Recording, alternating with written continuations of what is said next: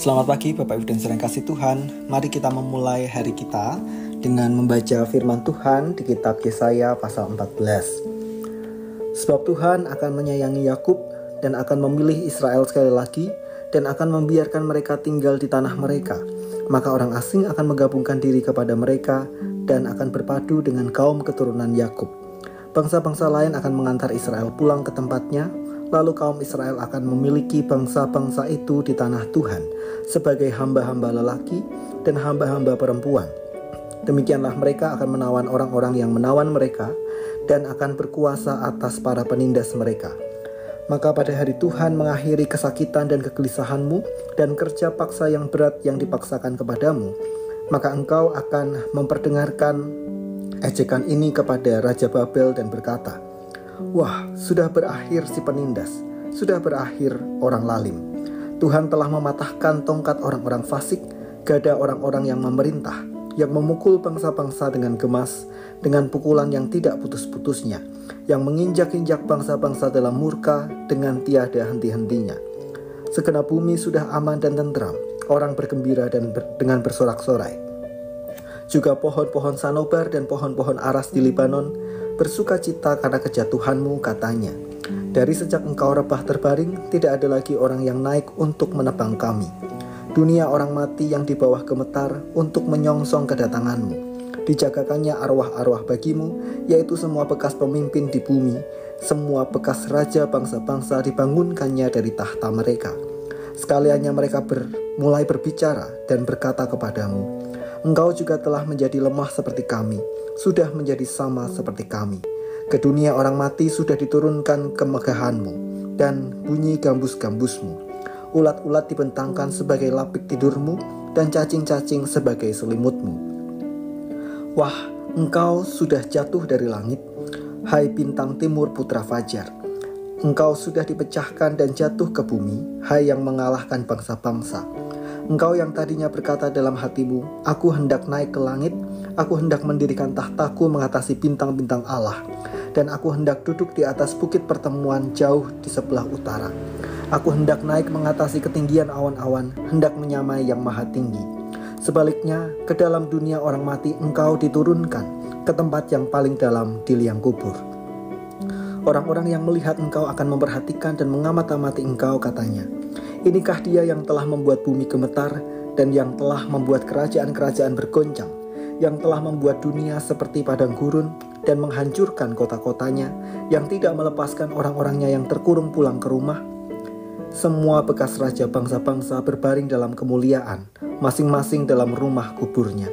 Tetapi engkau ini terlempar jauh dari kuburmu seperti taruk yang jijik, ditutupi dengan mayat orang-orang yang tertikam oleh pedang, dan jatuh tercampak ke batu-batu liang kubur seperti bangkai yang terinjak-injak. Engkau tidak akan bersama-sama dengan raja-raja itu di dalam kubur, sebab engkau telah merusak negerimu dan membunuh rakyatmu. Anak cucu orang yang berbuat jahat tidak akan disebut-sebut untuk selama-lamanya. Dirikanlah bagi anak-anaknya tempat pembantaian, oleh karena kesalahan nenek moyang mereka, supaya mereka jangan bangun dan menduduki bumi dan memenuhi dunia dengan kota-kota. Aku akan bangkit melawan mereka, demikianlah firman Tuhan semesta alam. Aku akan melenyapkan nama Babel dan sisanya, anak cucu dan anak cicitnya, demikianlah firman Tuhan.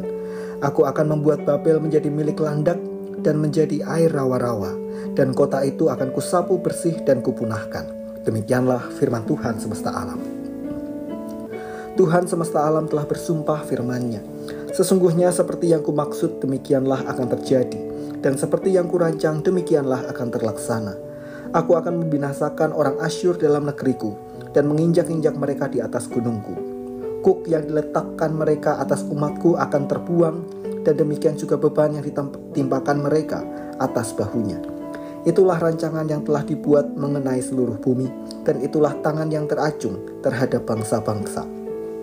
Tuhan semesta alam telah merancang, siapakah yang dapat menggagalkannya? Tangannya telah teracung, siapakah yang dapat membuatnya ditarik kembali? Dalam tahun matinya Raja Ahaz datanglah ucapan ilahi ini, janganlah bersukaria, hai segenap Filistea, karena walaupun gada orang yang memukul engkau sudah patah, tetapi dari keturunan ular itu akan keluar ular beludak, dan anaknya akan menjadi ular naga terbang. Yang paling hina dari umatku akan mendapat makanan, dan orang-orang miskin akan diam dengan tentram. Tetapi keturunanmu akan kumatikan dengan kelaparan, dan sisa-sisamu akan kubunuh.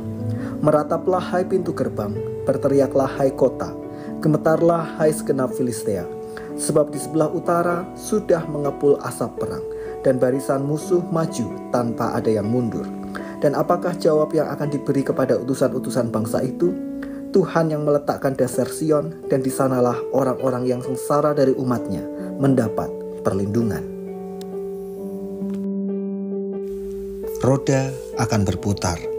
Inilah gambaran ucapan ilahi bagi Babel, Asyur, dan Filistea di pasal 14. Israel yang mengalami pembuangan dijadikan sebagai budak dan pekerja paksa. Tentu ini menjadi hal yang cukup memalukan bagi umat pilihan Allah dan tidak sesuai dengan identitas yang Tuhan tetapkan bagi mereka. Babel pernah berada dalam situasi kehidupan yang tinggi. Ia disebut sebagai bangsa yang besar, hebat, dan berkuasa. Babel dikatakan berhasil menaklukkan Syria, Mesir, Aram, Filistin, dan Israel. Tentu keberadaan Babel ini jauh berbeda dengan Israel ketika menjadi umat buangan. Namun demikian, Babel dinubuatkan oleh Nabi Yesaya akan mengalami pembalikan situasi. Israel yang direndahkan akan ditinggikan, dibebaskan dari perbudakan. Israel akan memimpin bangsa-bangsa dan kelak pulang kembali ke tanah perjanjian. Demikian pula Babel dalam posisinya yang tinggi digambarkan sebagai bintang timur dan putra fajar yang jatuh atau direndahkan. Asyur disebut akan mengalami pembalikan situasi atas Israel. Semua beban yang ditimpakan pada umat Tuhan kelak akan ditanggungnya. Demikian pula dengan Filistea. Ketika Filistea bersukaria atas kekalahan lawannya, Allah memperingatkan bahwa mereka pun akan mengalami situasi yang sama. Tuhan memperingatkan mereka untuk meratap dan gemetar karena masih ada ancaman yang lebih membahayakan keberadaan mereka. Peringatan Tuhan ini tegas karena dikatakan sudah ada lawan baru dari utara yang kelak menyerang, dan pasukan ini mendesak maju. Nubuatan Yesaya pun digenapi saat kota Babel hancur sebagian oleh Sanherib di tahun 689 sebelum Masehi dan hancur seluruhnya ketika Media Persia menguasai Babel di tahun 539 sebelum Masehi. Bapak, Ibu, dan saudara kasih Tuhan, dari sini kita belajar saat di posisi terendah, tetaplah berharap pada kuasa dan kemurahan Tuhan. Tidak sepenuhnya Tuhan membiarkan umatnya direndahkan. Ia akan menegakkan identitas umat seperti Israel. Sebab sejak semula Tuhan berkehendak melalui Israel lah bangsa-bangsa diselamatkan. Babel, Asyur, dan Filistea adalah gambaran orang-orang yang merendahkan Tuhan dan umatnya. Tuhan tidak akan tinggal diam kepada orang-orang yang menyebabkan umatnya mengalami ketidakadilan. Maka mari dalam segala situasi yang kita alami, jadikan Tuhan sebagai Allah yang harus kita hormati di dalam firman dan karyanya. Agar meskipun kita dalam situasi yang sulit, kita masih percayakan hidup kita kepadanya. Namun pada saat mengalami keberhasilan, kita pun tetap belajar hormat kepada firman dan karya Tuhan. Sebab roda terus berputar.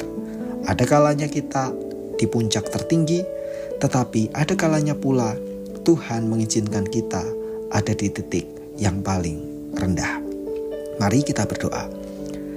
Tuhan, melalui firman-Mu kami belajar untuk senantiasa hormat pada firman dan karya yang Engkau kerjakan dalam kehidupan kami, dan kami menyadari apapun yang kami hadapi, sesungguhnya Tuhan ada bersama dengan kami, terus berkarya mengerjakan segala yang baik untuk kami. Tolong kami agar kami boleh menghidupi firman-Mu. Kami menyerahkan aktivitas kami di sepanjang hari ini. Kami mohon Tuhan melindungi kami dan memberkati. Di dalam nama Tuhan Yesus kami berdoa dan mengucap syukur. Amin.